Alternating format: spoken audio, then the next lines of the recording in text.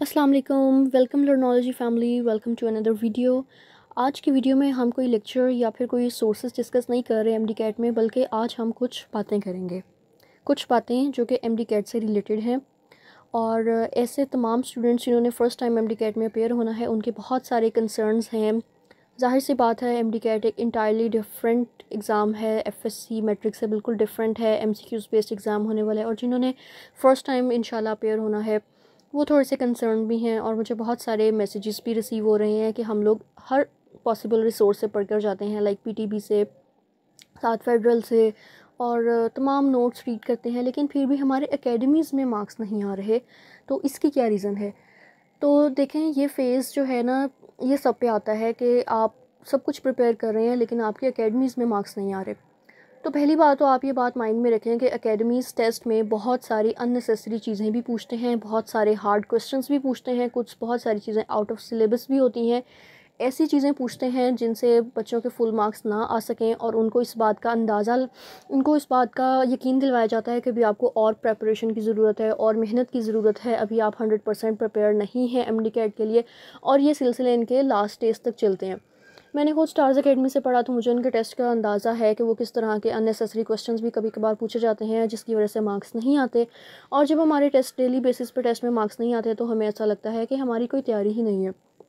तो देखें, आपने पहली बात तो ये माइंड से बिल्कुल निकाल दें कि आपकी तैयारी नहीं है। और जो बच्चे मुझे ये कहते हैं कि हम जब जैसे जैसे आगे पढ़ते जा रहे हैं, तो हमें ये लगता जा रहा है कि हमें पीछे वाले चैप्टर्स भूलते जा रहे हैं। तो ये दो जो कंसर्न्स हैं, आज हम इसको डिस्कस करेंगे। तो फ़र्स्ट ऑफ़ ऑल, आपने एकेडमीज़ का टेस्ट से परेशान नहीं होना। मैं ये कहती हूँ कि अगर आपने अपनी प्रेपरेशन को जज करना है ना, तो उसका बेस्ट वे ये है कि आप एक चैप्टर प्रिपेयर करें और उसको पास्ट पेपर्स में देखें कि उससे कितने एमसीक्यूज़ आए, उससे रिलेटेड कितने एमसीक्यूज़ आए।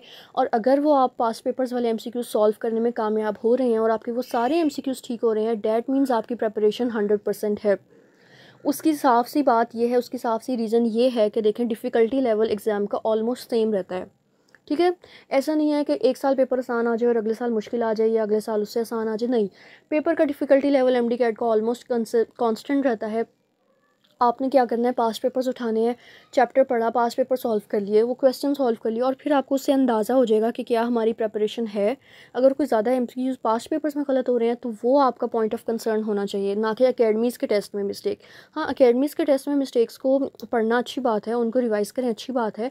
अगर आपकी इन्फॉर्मेशन बेस्ड मिस्टेक्स हो रही हैं ना, तो ये आपके लिए एक अलार्मिंग पॉइंट है कि आप बुक की लाइन्स में ही मिस्टेक कर रहे हैं। ये अलार्मिंग पॉइंट होना चाहिए आपके पास।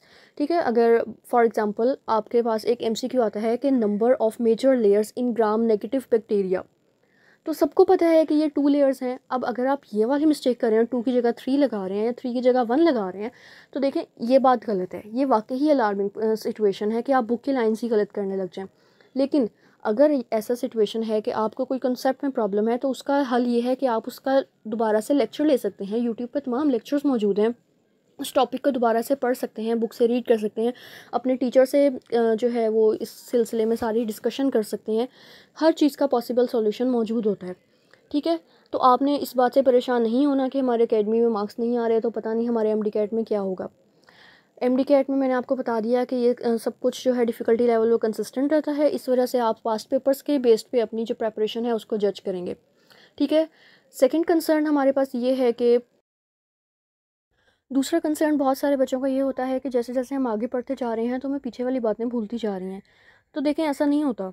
रिवीजन आप करते रहें, थोड़ा बहुत टाइम निकालें कि आप पीछे वाले चैप्टर्स को भी थोड़ा थोड़ा रिवाइज़ करते रहें, और यकीन मानें कि जो चीज़ें आप पढ़ते जा रहे हैं एक दफ़ा, वो आपकी मेमोरी में स्टोर होती जा रही हैं, लॉन्ग टर्म मेमोरी में स्टोर हो रही हैं। इंशाल्लाह जब आप अपनी सारी प्रिपरेशन करने के बाद अपनी रिवीजन पे आएंगे ना, तो आपको सारे कॉन्सेप्ट, सारी बातें एज इट इज़ याद रहेंगी। और जिन लोगों को ये लगता है कि हम भूलते जा रहे हैं, हमें जो जो चीज़ें पढ़ रहे हैं वो भूलते जा रहे हैं और आगे वाली पढ़ते जा रहे हैं, तो आप बेफ़िक्र हो जाएं। आप अपना सिलेबस एक दफ़ा कंप्लीट होने जाएं। जब आपका सिलेबस एक दफ़ा कंप्लीट हो जाएगा, आप रिवीजन फ़ेज़ में आएंगे, तब आपको अंदाज़ा होगा कि नहीं, हमें कुछ भी नहीं भूला। जैसे जैसे आप पढ़ते जाएंगे, वो आपको सारी बातें रिकॉल होती जाएंगी, और आप की जो रिवीजन है वो बहुत अच्छी होती जाएगी। थर्ड, जो बच्चे फ़र्स्ट टाइम एमडी कैट में अपेयर हो रहे हैं, उनके लिए मेरा एक छोटा सा मैसेज है कि देखें, आप एकेडमीज़, आपने ज़ाहिर सी बात है, जो फ़र्स्ट टाइम एमडी कैट में अपेयर हो रहे हैं, उन्होंने लाजमी कोई ना कोई एकेडमी ज्वाइन की हुई होगी। तो एकेडमी का जो डिफ़िकल्टी लेवल होता है ना, वो बहुत टफ़ होता है, बहुत ज़्यादा टफ़। और आप अपने माइंडसेट को उस जगह पे ले जाते हैं। टफ़ क्वेश्चंस को सॉल्व करने के लिए अपने माइंड को प्रिपेयर करना शुरू कर देते हैं और आप लोगों को लगता है कि एमडीकैट में भी इसी तरह के क्वेश्चंस आएंगे। तो देखें, बहुत सारे स्टूडेंट्स ऐसा करते हैं कि टफ़ क्वेश्चंस के चक्करों में वो बेसिक चीज़ों को और इजी चीज़ों को भूल जाते हैं, और जब वो एमडीकैट एग्ज़ाम में बैठते हैं तो वो टफ़ वाला माइंडसेट लेके बैठते हैं, और जब उनके सामने कुछ सिंपल स्टेटमेंट, कुछ सिंपल क्वेश्चन उनके सामने आता है तो उनको लगता है कि नहीं, ये इतना सिंपल तो हो ही नहीं सकता, इसमें यकीनन कोई ना कोई कॉम्प्लेक्सिटीज़ होगी, और इस डबल माइंडेड माइंडसेट के साथ वो कोई ना कोई आंसर जो है वो रॉन्ग कर देते हैं। ठीक है, मेरे साथ फर्स्ट अटैम्प्ट में यही हुआ था। मेरा एडमिशन सेकंड अटैम्प्ट में हुआ, तो मेरे साथ फर्स्ट अटैम्प्ट में यही हुआ था कि मैंने इतने डिफ़िकल्ट क्वेश्चन सॉल्व किए हुए थे, इतने ज़्यादा मैंने एकेडमीज़ की डिफ़िकल्टी लेवल को अपना माइंडसेट बनाया हुआ था कि पेपर ऐसा ही आना है। तो वो जब इवेंचुअली जब एमडीकैट में बैठे तो टफ़ क्वेश्चंस बहुत थोड़ी परसेंटेज में होते हैं, 10 to 15% में। तो वो टफ़ क्वेश्चंस तो मुझसे सॉल्व हो गए, जिनमें बहुत ज़्यादा अपना माइंड यूज़ करना था, सॉल्विंग करनी थी, वो सारे हो गए। और लेकिन जो ईजी क्वेश्चंस थे, जैसे कि बुक की लाइन्स थी, बेसिक कॉन्सेप्ट से, मैं उनमें इतना ज़्यादा डबल माइंडेड हो गई और मैं वो बेसिक कॉन्सेप्ट से भूलने लगी, और इजी क्वेश्चंस मैंने गलत कर दिया, और जो मेरे डिफ़िकल्ट क्वेश्चंस थे वो मैंने ठीक कर दिए। तो मैं आपसे बार बार बच्चों यही कहना चाहूँगी कि आप लोगों ने इजी क्वेश्चंस पे पहले फोकस करना है। इजी क्वेश्चंस की परसेंटेज 70 to 75% होती है, बाकी मीडियम और हार्ड होते हैं। तो देखें, अगर आप इजी क्वेश्चंस अच्छे से सॉल्व कर रहे हैं और इंशाल्लाह आपके टफ़ क्वेश्चंस भी हो जाएंगे, तो आपका एग्रीगेट बन जाएगा इंशाल्लाह। आपने इस बात से परेशान नहीं हो, अगर आपको कोई क्वेश्चन किसी सब्जेक्ट में नहीं आता, फॉर एग्जांपल केमिस्ट्री में अगर 2-3 क्वेश्चन आपको नहीं आ रहे पेपर में, फिजिक्स में 2-3 नहीं आ रहे, बायो में 2-3 नहीं आ रहे, तो उन 2-3 या 4-5 क्वेश्चंस के पीछे आप अपने बाकी पेपर को ख़राब मत करें। अपना बाकी पेपर अच्छे से सॉल्व करें एक काम माइंडसेट के साथ कि हमने बाकी पेपर आता है। कॉन्फिडेंस रखें अपनी प्रेपरेशन पे, इंशाल्लाह आप लोगों को कामयाबी यकीनन होगी। ठीक है, वैसे थोड़े बहुत इनजस्टिस भी थोड़े बहुत तो नहीं कहूँगी मैं इसको, बहुत ज़्यादा इनजस्टिस चलता है पाकिस्तान में एमडीकैट में। कभी बहुत सारे questions out of paper out of syllabus आ जाते हैं, कभी टाइम पूरा नहीं दिया जाता कुछ सेंटर्स में, कभी की में इनकी सेवरल मिस्टेक्स होती हैं। तो देखें, ये ऐसी चीज़ें हैं जो कि हम कंट्रोल नहीं कर सकते, ये हमारी बाउंड्रीज से बाहर हैं। ये वो चीज़ें हैं जिनको हमने अल्लाह ताला के ऊपर छोड़ देना है कि इन सारे चीज़ों का फ़ैसला अल्लाह ताला ने करना है, अल्लाह ताला खुद ही इंसाफ दिलाएंगे।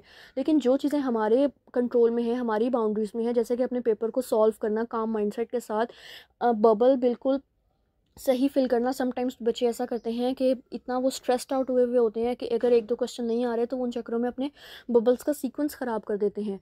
तो आपने ये काम नहीं करने हैं, बल्कि मैं आपको बताती हूँ, मेरे साथ ऐसा हुआ था नम्स में।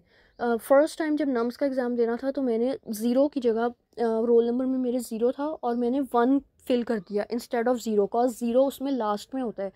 तो ये बात भी आपने माइंड में रखनी है कि ज़ीरो जो है वो लास्ट में होगा। 1 2 3 4 5 6 7 8 9 एंड देन ज़ीरो आएगा। ठीक है, तो वो जो इन्विजिलेटर थी वो बहुत काइंड थी, अल्लाह उनका भला करे, उन्होंने मुझे एक नई OMR शीट दे दी थी और मैंने उसको नए तरीके से सॉल्व किया। तो आपने बहुत ज़्यादा विजिलेंट, बहुत ज़्यादा कॉशियस रहना है, इस तरह के ब्लंडर्स नहीं करने हैं आप लोगों ने। और क्या बात हो सकती है, हाँ जी, आपने टेस्ट के दौरान जो 3 आवर्स का टाइम है उसको आपने इस तरह डिवाइड करना है कि पहले आप हर सब्जेक्ट के इंपॉर्टेंट क्वेश्चंस जो कि आपको आ रहे हैं, इजी क्वेश्चंस हैं, आप पहले वो सॉल्व करते जाएं। जो डिफ़िकल्ट क्वेश्चंस हैं उनको आप छोड़ते जाएं।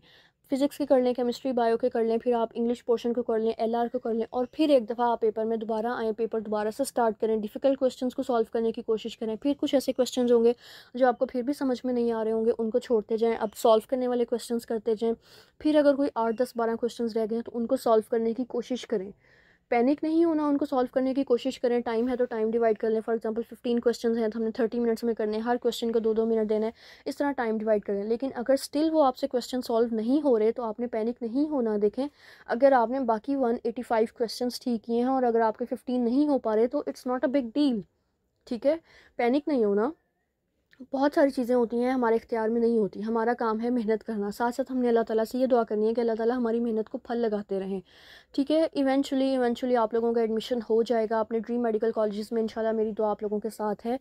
और अब मैंने सिंगल शॉर्ट लेक्चर्स जो हैं वो अपने यूट्यूब चैनल पे अपलोड करना स्टार्ट करने हैं बायो के। आपने क्या करना है, आपने वो सिंगल शॉर्ट लेक्चर्स आपने वो सुनना शुरू करने हैं। वो 1-1.5 घंटे का होगा, उसमें पूरा चैप्टर मैं रिवाइज़ करवाऊँगी A to Z। जो जो इंपॉर्टेंट लाइन आपको बायो से रिलेटेड आनी चाहिए वो मैं आपको उसमें बताऊँगी। कॉज बायो के लेक्चर्स यूट्यूब पे कहीं अवेलेबल नहीं है, मैं इंशाल्लाह अपलोड करूँगी सिंगल शॉर्ट लेक्चर्स।